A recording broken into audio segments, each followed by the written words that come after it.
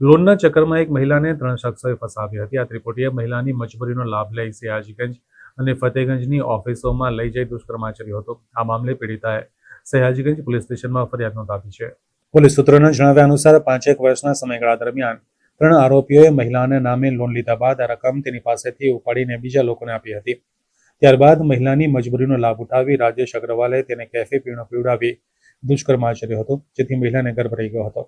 આરોપીએ ત્યારબાદ રૂપિયા નહીં આપે તો બાળકને ઉઠાઈ જવાની અને પતિને માર મારવાની ધમકી આપી હતી. બીજી તરફ વિક્રમ દીક્ષિતે પણ મહિલા પાસે પૈસાની માંગણી કરી દુષ્કર્મ આચર્યું હતું.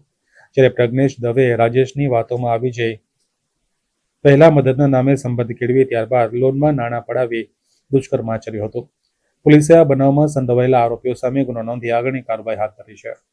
આ 3 વ્યક્તિઓએ પોતાની ઓફિસ અને ઘરે જુદી જુદી જગ્યાએ શારીરિક દુષ્કર્મ કર્યા હોવાની હકીકત જણાવેલ છે. આ બાબતે પુરાવા એકત્રિત કરવાની કાર્યવાહી હાલ ચાલુ છે. જેમ જેમ આગળ પુરાવા મળશે તેમ તેમ આગળની કાર્યવાહી કરવામાં આવશે.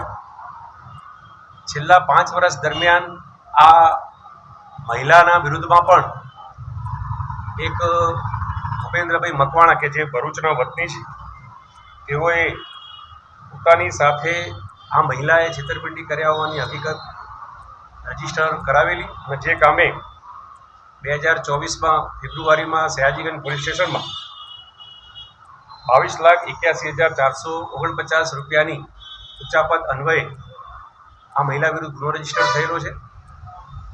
આ મહિલા સેશન્સ નામદાર કોર્ટમાંથી જામીન ના મળતા હાઈકોર્ટમાંથી મુક્ત થયેલ છે અને 1 મહિના અગાઉ છૂટતા આ મહિલાએ આ બાબતે અહીંયા રજૂઆત કરતા પ્રાથમિક તપાસ પૂર્ણ કરી અને 4 ઓગસ્ટના રોજ આ દુષ્કર્મનો 3 આરોપીઓ વિરુદ્ધ ગુનો રજીસ્ટર કરાવેલ છે.